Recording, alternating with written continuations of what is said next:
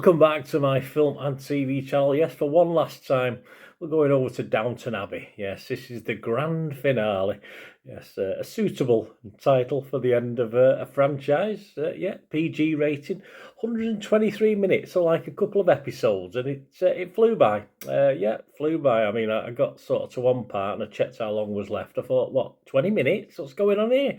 So yeah, you know me in times of things, but I was so invested. I've been invested in the whole series, of course. Not in a I can't wait for the next one sort of way, but just in a nice way, a nice homely way, a nice easy watch way, where things don't get too overly complicated. And of course, it's directed again by Simon Curtis, written by Mr. Fellows, and classed as a historical drama. And it is a sequel to Downton Abbey, A New Era, that came out in 2022, and the third and final film in the Downton Abbey franchise. The tagline for this one: "A time has come to say goodbye." And it's probably a good place to finish. Of course, there's a little bit for rest in peace Maggie Smith in this, which it's not really the same without Maggie Smith, is it? But we'll have a quick mention of her before we go. Of course, a great actor, and it's almost, as I'm recording this, almost a year to the date since she died. So very sad. Rest in peace. Meredith Goldstein of Boston Globe. We'll go over to America for a couple of comments here on this, and America do tend to like this sort of thing, don't they? Said the stakes in the film are high enough for some plot, but low enough to maintain healthy blood pressure. Absolutely. There is a delicious lack of exposition and plenty of inside jokes for the true fans. Yes, lots of little links to what we know about certain characters who appear in this, of course. David Fair, though, from the Rolling Stone, he was less happy about it. I'm not sure David understood what we're talking about with this, in fairness. He said, despite the mix of Succession-focused hand-wringing and a lot of people busily running around, extremely little actually happens in Downton Abbey. Have you not watched any before, David? The grand finale. It's certainly not enough to justify a third feature. Well, I think David just totally misunderstands where we're going with this. It's what this finale is all about. But we'll have a look anyway. Most people are not of David's opinion, but we'll have a look. Please, if you are new to the channel, guys, if you want to like it, that'd be fantastic. If you enjoy the content, I try and inform and entertain if I can. I give other people's opinions. It's not just all about me. And as I did with David there, I do critique certain things and question certain things, which is fine. So that's how I do stuff. That's how I do the reviews. Hope you like it. And of course, you can press that hype button now as well, can't you? So you can give us some hype points. It all helps the algorithms, of course, which help the channel, which help me. So that'll be fantastic if you can do that for me. And of course, if you're not a subscriber, please do so. That'll be wonderful. And enjoy all the content on the channel, and a little bit more later on of ways of supporting the channel as well. But we'll get this review done and dusted. Right, many of the original course franchises cast members, well, all of them that are still alive in the fictional place come back for this one. And you've still got people like recent arrivals from the last film, like Paul Giamatti and Dominic West, reprising their roles as well. So it's nice.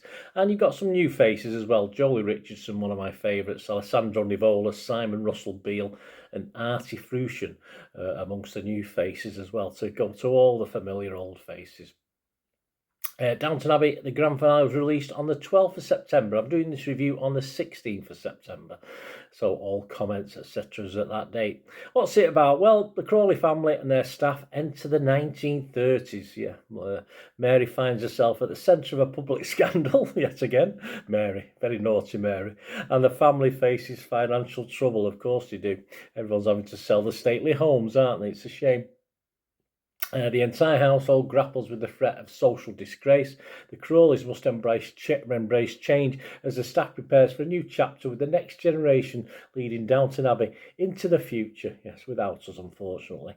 Right, yeah, the Yanks are coming in this, so yes, not always nice Yanks, but some okay Yanks. They're there to save Downton and Mary, but probably not.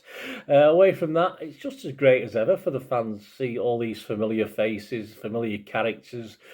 We know we don't need any backstory, do we? Unless, just say, you're not going to watch this without watching anything of Downton Abbey. And if you do, full credit, but you do miss out a lot by not knowing much about it. There's a few more frown lines on the characters, on the cast, that's for sure. But there are, as I said, some lesser frown lines on some of the new faces. And yeah, it's a safe bet for me. This thing, I still watch old episodes of Upstairs Downstairs, guys. If you never watched Upstairs Downstairs, I love it, and I still watch old episodes of that. So this sort of thing, like me, you know me. If you watch my reviews, I've got a very eclectic taste, from horror to science fiction down to this sort of thing. So yeah, I enjoy it. It's a safe pair of hands for me. It's a safe watch for me. This, say it's 1930s. All feels very modern though. I mean, we're talking nearly 100 years ago, and yet, all right, it's just the style of it just feels so now. I mean, I know it's not, but it just has that sort of vibe to it. I can't really understand why. You know, from the ascot and things like this, and just the general feel of it feels very modern, even though it's set almost 100 years ago. Lady Mary, she looks good in red, by the way. Well, not many do. It's a horrible colour, as we know, us City fans. Is always getting herself into a little bit of trouble, and of course the family name in trouble as well. But no fear, Lady Edith is around to bear her claws. Yeah, I just love the way Lady Edith sort of expanded and became braver over the series. She's one of my favourite characters, and it's good to see her sort of throwing her weight about. And yeah, some nice scenes, some great scenes. I think my favourite for this was possibly, there's a few, was possibly when they had a walk around with the flat. You'll know when you get to it, with Lord Grantham. Just fantastic television. Just the one-liners, just the throwaway comments in this sort of two couple of minute sequence. That's all it is. Of course, we got Noel Coward added to the mix, and of course he's floating out names that we know so well, i.e. Cavalcade, stuff like this. So also fun scenes. You can relate it to what you know in history, or even look it up, because I sort of knew what Cavalcade was, but I had a quick check just to see if I was, what it was. So I love films or TV series where you end up checking certain stats and facts, if you like. I like that. I like to do a little bit of work after I've watched it. Only a few minutes, not a lot, but I like to do that. So it's always nice to see the little subplots mean a lot. There's a lot of humour meant, and a lot of humour you can glean from it that probably isn't meant. But it's just a good watch. Tara Brady, though, from the Irish Times, she scored it 40. She said, Anne Robbins' costumes are dazzling. They are. The production designer Donald Woods makes a dull country fair storyline look magical. He did. But for all its nostalgic gibberish about passing the baton, this latest instalment stalls and curdles. Yeah, I don't. Again, Anne, like David earlier on, has missed the whole point of this. It doesn't stall and curdle particularly. This is like 2 episodes put into one.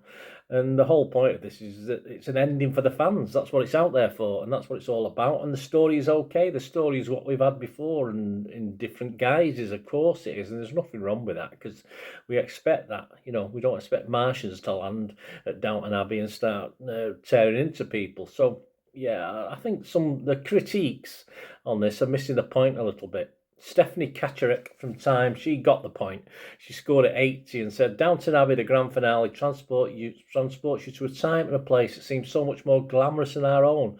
And to see it all splashed out on the big screen is almost overwhelming. It's a genteel fantasy worth leaving the couch for. Now, I do slightly disagree with that. For me, Downton Abbey isn't going to the cinema and watching. Downton Abbey is sat Sunday afternoon, Sunday evening on your sofa hopefully with someone you care about, curled up watching it, and that's what it is for me. That's what Downton Abbey is. So yeah, I disagree. I'm happy she got off the couch to go and watch this, but it's more a nice homely watch for me, and it's homely television for me as well.